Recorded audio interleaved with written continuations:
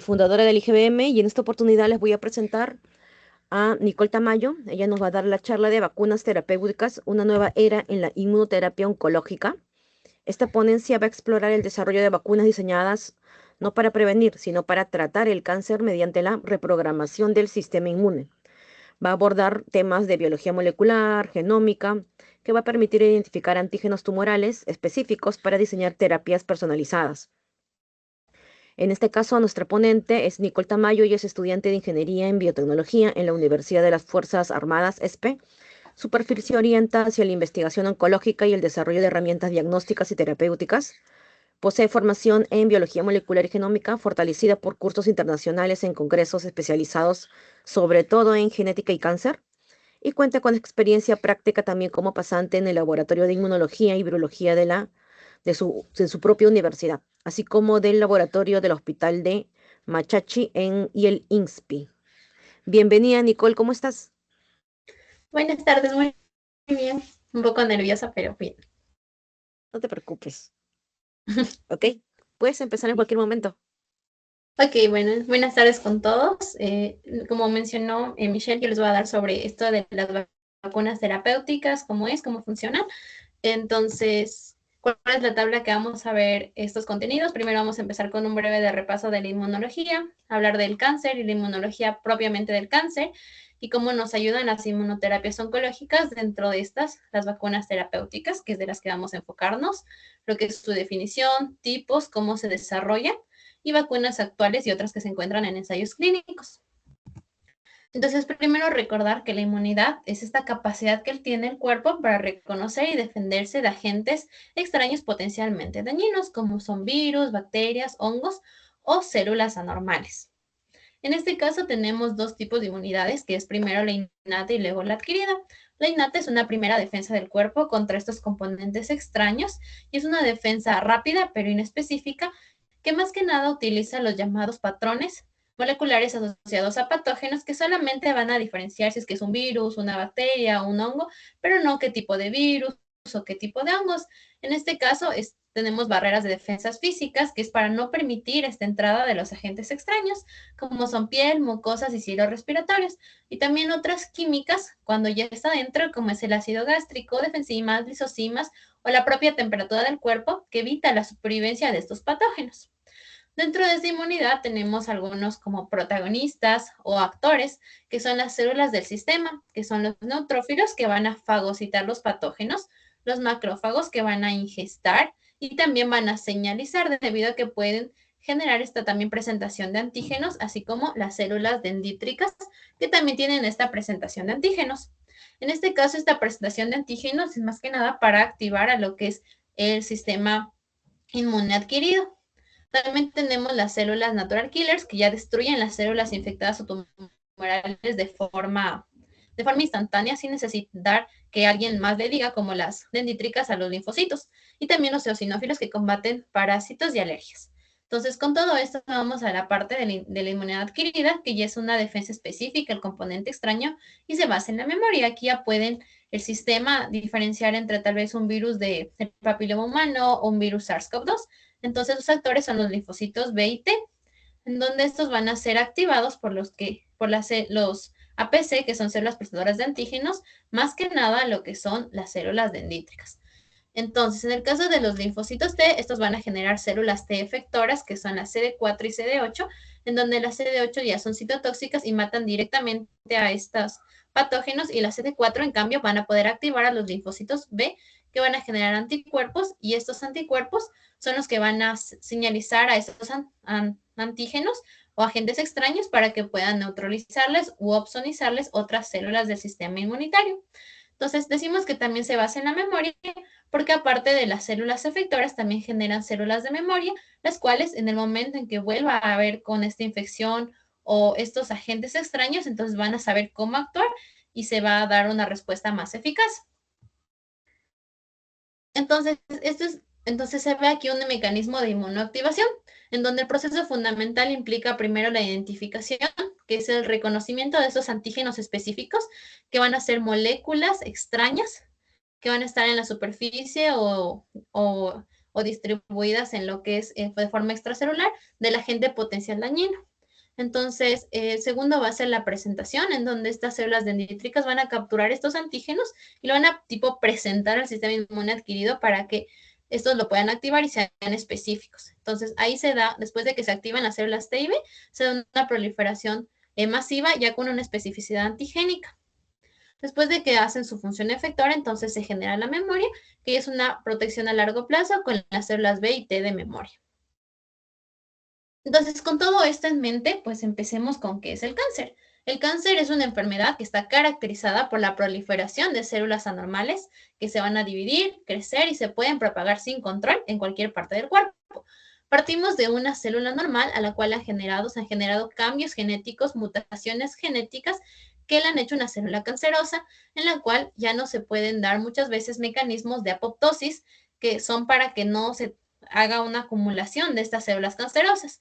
Entonces, en cambio, se hacen unas mutaciones que permiten una división acelerada, lo que hace que tengamos una gran cantidad de células cancerosas que forman masas de tejido que se llaman tumores. Y esto causa problemas en el área del cuerpo en la que se desarrollan, porque muchas veces estos tumores pueden aplazar algunos órganos, pueden evitar el paso o pueden generar una inflamación crónica. Y a la larga también estos tumores, como hemos visto, pueden propagarse a otras partes del organismo y pueden generar lo que es la metástasis. Ahora, como les he mencionado antes, la inmunidad se supone que está preparada para que puedan eliminar estas células anormales. Sin embargo, en el cáncer vemos que no las están eliminando. Entonces, ¿por qué el sistema inmune no es capaz de eliminar a estas células cancerosas? Esto es debido a la inmunología que tiene el cáncer. El cáncer es una enfermedad sistémica, induce muchos cambios funcionales y entre ellos es la alteración extensa de la hematopoiesis. La hematopoiesis es esta formación de todas las células de la sangre. En este caso, vamos a ver que hay células mieloides y células mieloides. Entonces, este es un gráfico que nos indica cómo es esta alteración de la hematopoiesis de una forma general, porque debemos recordar que para cada tipo de cáncer pueden existir una alteración diferente, pero más que nada esta alteración es para que el cáncer se pueda propagar. Entonces, en este caso, en la médula ósea, que es en donde se va a dar esta hematopoiesis, vemos que existen las dos vías, la mieloide y la linfoide. Entonces, la mieloide se ve que hay un aumento de la vía y más que nada de los GM que generan lo que son monocitos y neutrófilos. En cambio, para las células se ven que existen, dependiendo de múltiples etapas de desarrollo, pueden aumentar o disminuir, pero más que nada si tenemos progenitores de las células dendríticas, se van a quedar hasta células predendríticas, es decir, células inmaduras.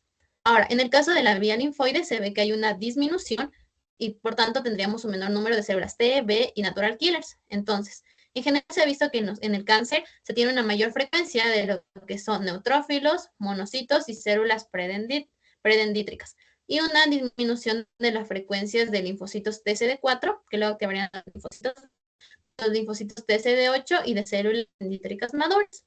Entonces, ¿cómo esto permite que el cáncer se pueda desarrollar o por qué es esta alteración?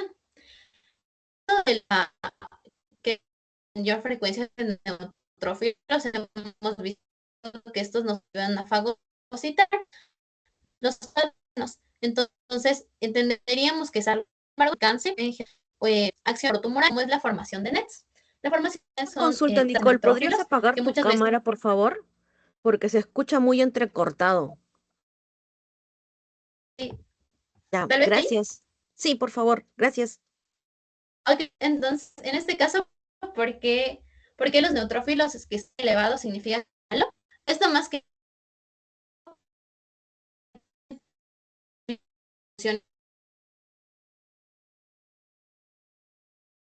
eh,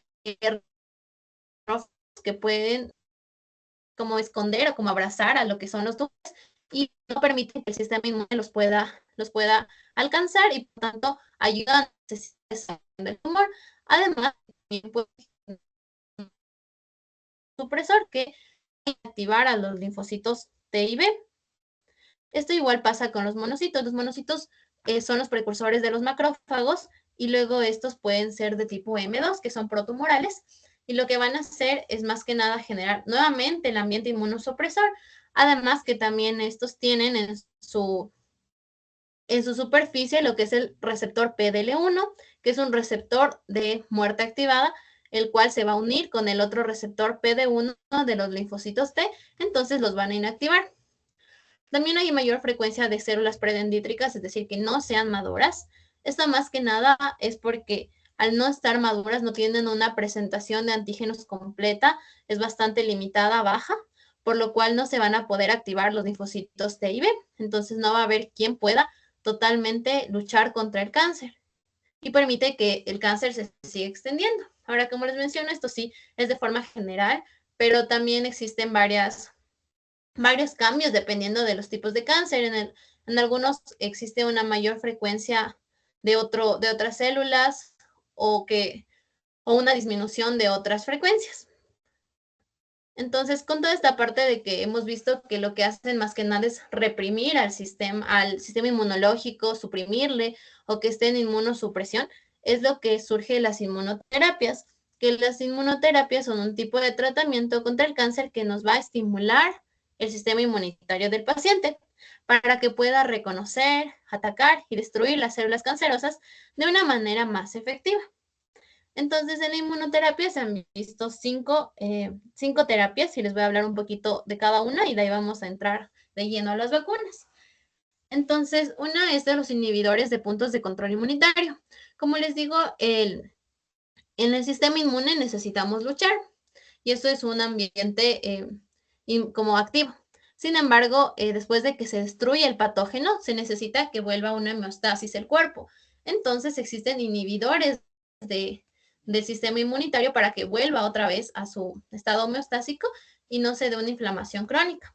Entonces, en este caso, en el cáncer, al tener inmunosuprimidos, eso es lo que le dicen, ya deja de producir porque estamos bien, pero el cáncer es lo que hace el cáncer. Entonces, se ha visto que tienen un inhibidores de puntos de control, como los de PD1 y PDL1. Entonces, en las inmunoterapias se encuentran anticuerpos monoclonales que van a unirse a estos receptores. Entonces, si es que se unen a estos receptores, ya no va a haber esta señal de que los linfocitos T se desactiven y pueden seguir luchando contra el cáncer. También tenemos las terapias de transferencia de células inmunitarias. En este caso es que a las células inmunitarias del paciente se las va a extraer y ex vivo se les va se podría decir, enseñarles a luchar contra ciertos antígenos del cáncer. En este caso, las que más se han visto son las CAR-T, en las cuales más que nada se genera un receptor quimérico para estos tipos de antígenos y también las células la terapia con TCRT, que igualmente es modificar un TCR para que tenga mayor afinidad a estos antígenos. También se ha visto que aparte de los linfocitos T, también se pueden hacer terapias con las células de natural killers. Ahora, otra de las terapias son con virus oncolíticos. En este caso, las terapias con virus oncolíticos, más que nada, lo que van a hacer es que estos virus van a entrar al cuerpo y van a hacer que se active todo el sistema inmune, es decir, que quieran luchar contra el virus, pero más que nada es que lleguen hacia el sitio donde está el tumor, entonces que haya una mayor llegada de todas las células inmunes para que luchen contra el cáncer. Y por otro es los inmunomoduladores, que estos inmunomoduladores son las llamadas citocinas. En toda esta parte del sistema inmune, para que ocurran todos estos procesos de formación, de maduración, de expansión, se tienen citocinas. Entonces, estas se las puede también colocar para que haya una mayor expresión, como son la interleucina 2, que permite una expansión de las células T, o el interferón. Y por último tenemos las vacunas, que es de lo que vamos a hablar un poquito hoy.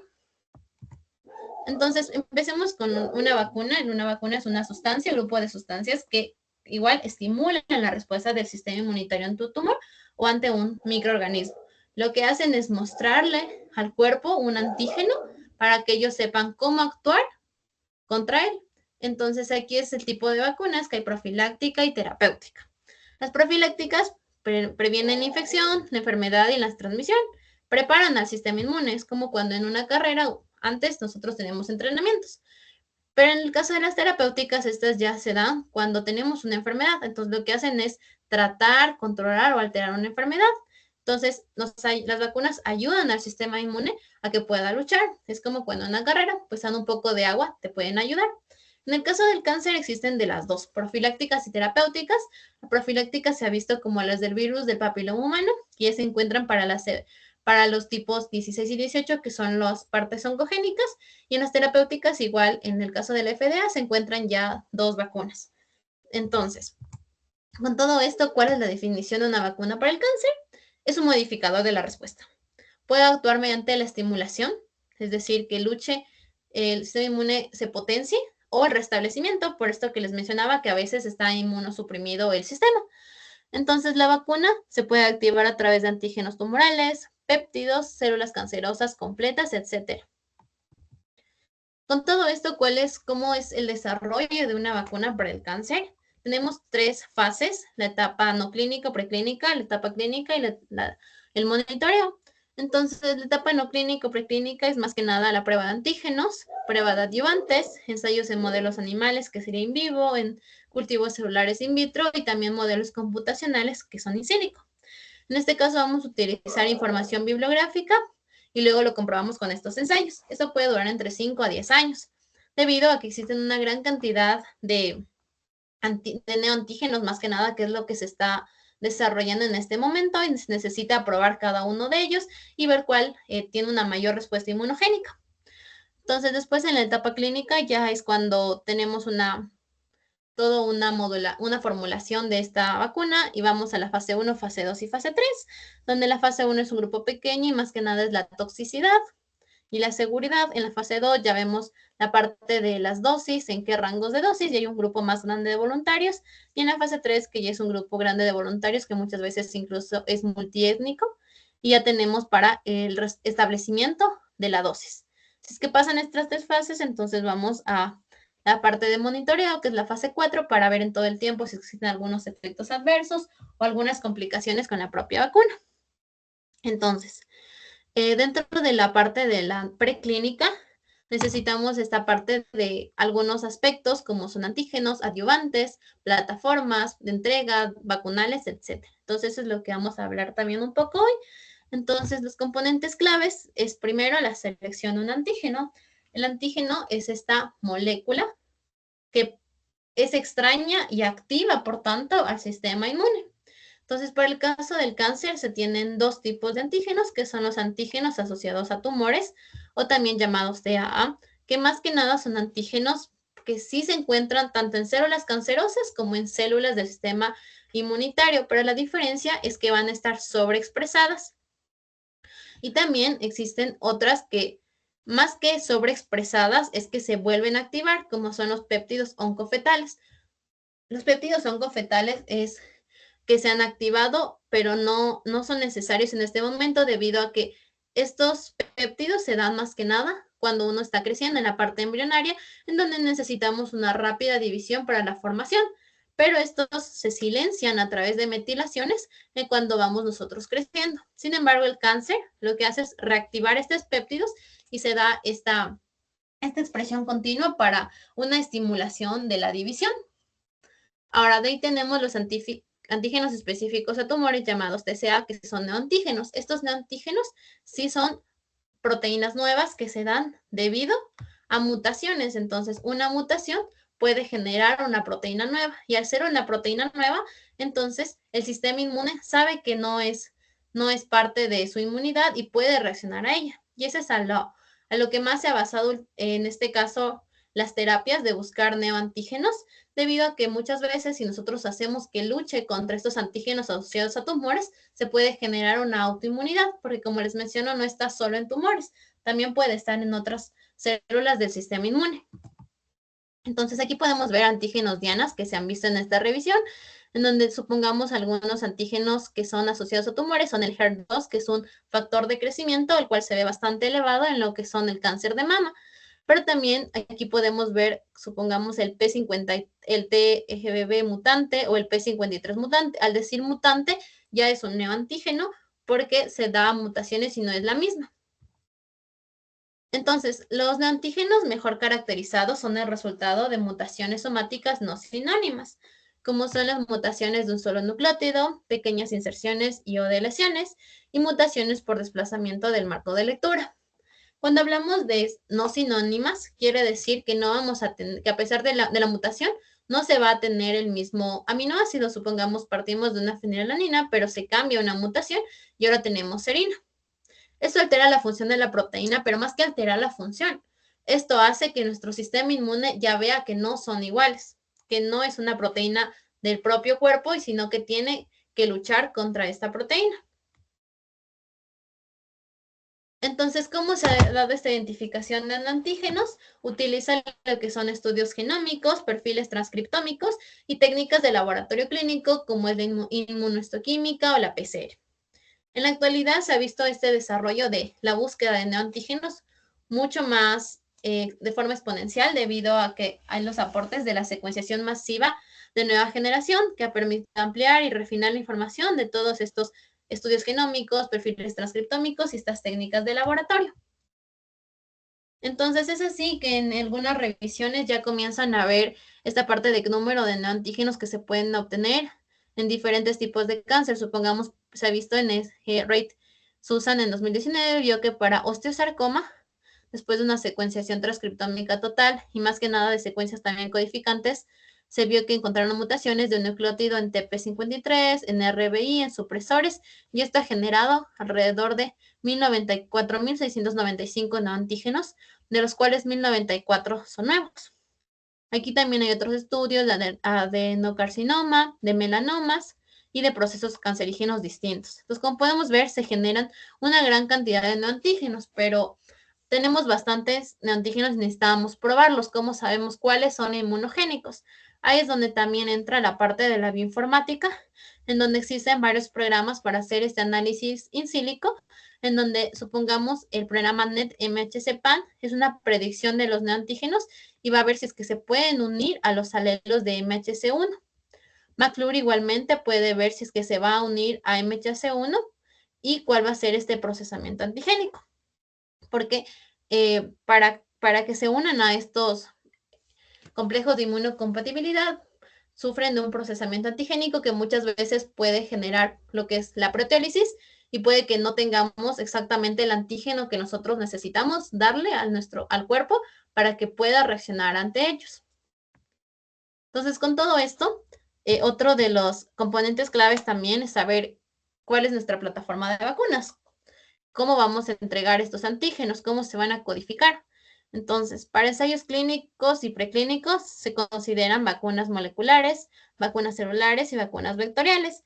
Vacunas moleculares, estos neoantígenos, pueden estar basados en proteína o péptidos, es decir, listos. Pueden ser vacunas de ADN, en donde van a necesitar la transcripción y traducción, o vacunas de ARN, en donde solamente necesitan la parte de traducción para generar el péptido. También tenemos vacunas celulares que ya más que nada utilizan las células tumorales completas o lisados celulares.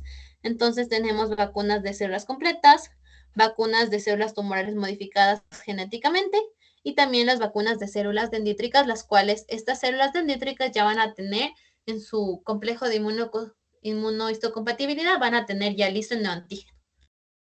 Tenemos igual vacunas vectoriales, donde utilizan microorganismos inmunogénicos naturales o modificados para expresar o presentar los transgenes, como son de productos de vectores virales, de bacterias vivas atenuadas y basadas en levaduras.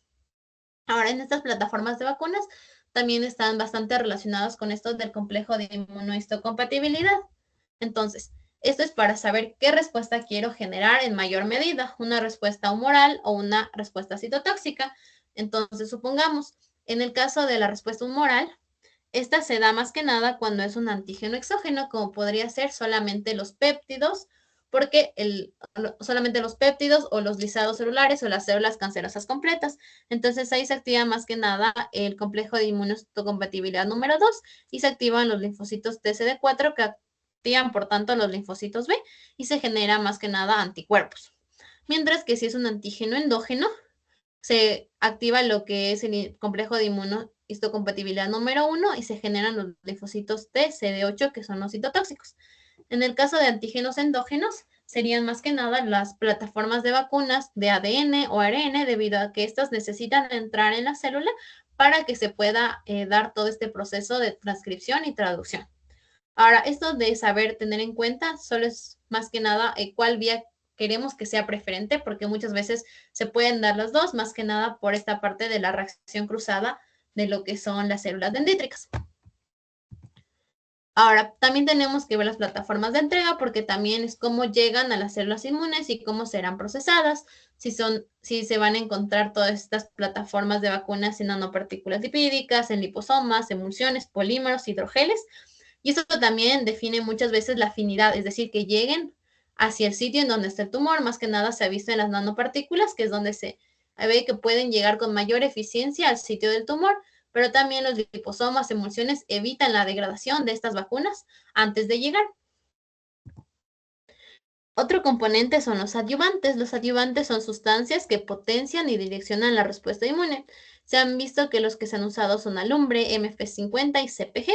El alumbre, más que nada, lo que hace es generar una inflamación local para que puedan reclutar a todas las células inmunes.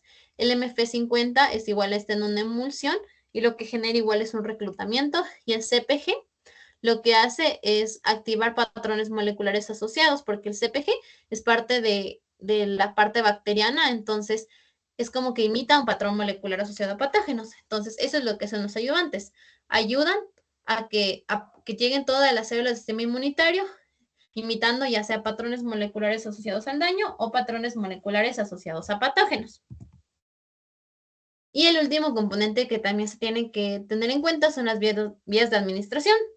En entornos clínicos se administran comúnmente por vía intramuscular, subcutánea e intradérmica, las cuales van a hacer que tenga una mayor respuesta y una mayor captura de lo que son las células dendríticas.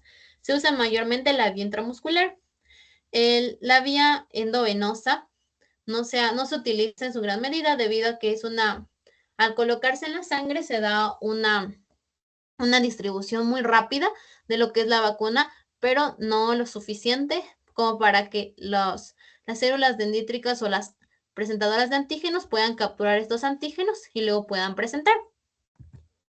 Entonces, cuando tenemos una vacuna ya lista, después de tener en cuenta estas plataformas de vacunas, adyuvantes, vías de administración o todo, ¿qué es lo que ocurre? Como les menciono, lo primero que pasa es que los ayudantes activan a las células inmunitarias innatas locales a que vayan al sitio donde se dio la inyección, a través igual de citocinas inflamatorias que van a atraer a macrófagos y células dendríticas hacia estos antígenos tumorales que serían los generados o otorgados por lo que son las vacunas. Ya que estén los antígenos tumorales, se va a dar una captura de antígenos a través de las células dendríticas de la piel. Estos van a activarse y van a migrar hacia los ganglios linfáticos, en donde se va a dar la presentación de antígenos. Entonces, estas células dendríticas van a presentar los antígenos específicos y activar tanto las células T y B. Cuando ya activan estas células, entonces se puede dar una expansión y se va a la migración hacia el lugar. Ya aquí se van a diseminar en este foco de infección y lesión y realizan sus funciones, que más que nada es la parte de apoptosis. Después de esto, ya las células efectoras se mueren y más que nada se mantienen lo que son las células de memoria. Entonces, ¿por qué utilizar las contra el cáncer en vez de otro tipo de terapias como quimioterapias o radioterapias? Más que nada es que tenemos una focalización precisa. Al ir al nosotros presentarle al sistema antígenos, entonces el sistema inmune sabe hacia qué células exactamente tiene que ir a destruir, no como en el caso de quimioterapia o radioterapia, que muchas veces es un poco difícil de discriminar entre células sanas y células cancerosas. Y por eso también tenemos mínimos efectos adversos, porque tenemos una focalización precisa y tenemos una eficacia duradera al nosotros generar esta respuesta de memoria con las células T y B. Ahora, ¿cuáles son las desventajas frente a otros métodos? Es que muchas veces se tiene dificultad para lograr una infiltración efectiva en tumores sólidos, es decir, al tener una densidad tumoral muy grande, no pueden pasar las células inmunes y podrían no llegar a hacer la función a la cual ya fueron entrenadas. También es que algunos tumores presentan baja inmunogenicidad, es decir, no tienen antígenos o antígenos asociados a tumores, ni neoantígenos, entonces es un poco más complejo ver cómo el sistema inmune puede reconocerlos para eliminarlos. También tenemos que la identificación de antígenos puede llegar a ser un poco compleja, más que nada por la variedad que existe, y elegir cuál sería el mejor antígeno que nos sirve para ese tipo de cáncer, además de que también difieren entre personas y que los costos de desarrollo y de personalización son bastante elevados muchas veces.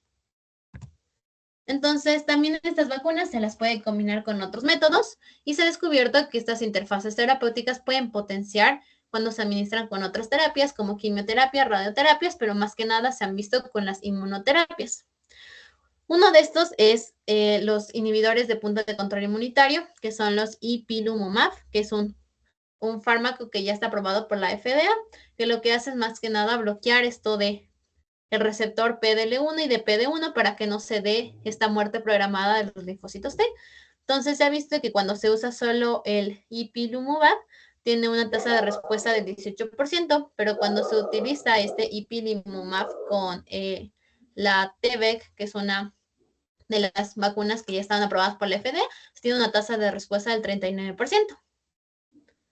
Entonces, con todo esto, ¿cuál es el progreso que tenemos? En la actualidad ya se encuentran vacunas aprobadas por la FDA, que son estas dos, que es la CIPI-Leucel-T, que es una vacuna para células dendríticas autólogas que tienen la proteína recombinante PA2024. En este caso, estas células dendríticas se las extrajo del paciente, se les colocó esta proteína recombinante que más que nada tiene otra proteína asociada al cáncer de páncreas que se encuentra en el 95% de las células cancerosas de páncreas y una activadora de GMP. Esta fue aprobada para el cáncer de próstata metastásico resistente a la castración, que es un tipo de cáncer en el cual la terapia convencional, que es bajar la parte de la testosterona, no funciona. Entonces es como resiliente y se utiliza esta vacuna. Se ha visto que ha funcionado. También tenemos la otra TVEC, que igual es una vacuna viral oncolítica del virus del herpes simple tipo 1 modificado, en donde su mecanismo de acción es más que nada infectar a estas células cancerosas y comenzar a producirse más copias de este virus, lo que hace que la célula en algún punto va a hincharse y se va a lisar, eliminándose las células cancerosas, pero también al momento de lisarse genera restos o lisados o péptidos que también luego pueden ayudar a poder identificar a las otras células cancerosas y poder destruir. Es como que nosotros le lisamos, pero de ahí también generamos antígenos para que puedan reconocerles a las otras que no están lisadas. En este caso está aprobada para lesiones nodales, cutáneas y subcutáneas y resecables en el melanoma recurrente. Estas dos están aprobadas por la FDA. Sin embargo, también se encuentran otras dos vacunas que se han desarrollado en lo que es en el Instituto de Cuba y que se encuentran la una para uso en Cuba y Argentina y la otra simplemente en Cuba, que son llamadas una para las células cancerosas pequeñas en la parte de pulmones. Entonces, esas aún están en la parte de aprobación por la FDA, pero ya se encuentran aprobadas para uso en Argentina y Cuba. Entonces, con todo esto, sabemos que la investigación clínica ha experimentado un crecimiento exponencial en esta parte de estas vacunas oncológicas. Y en 2025 se han registrado más de 100 ensayos activos centrados en estas vacunas, en lo que son clinical trials. Y en clinical trials también a través de buscar esto de una vacuna para el cáncer terapéutica, se ha visto que en general hasta la actualidad se encuentran 951 estudios. Entonces, esto nos muestra que existe una ventana terapéutica bastante amplia y que se encuentra probando actualmente. Entonces, aquí podemos ver algunas vacunas que se han hecho en este cuadrito y si es que se combinan con otros agentes y en qué condiciones se le está dando y los identificadores. En qué fase están, algunas están, la mayoría están en fase 1, fase 2, pocas se encuentran en fase 3, pero igual lo que se sigue investigando. Entonces, esta es la bibliografía que utilicé. Y aquí están mis contactos por si necesitan preguntas o algo. Gracias.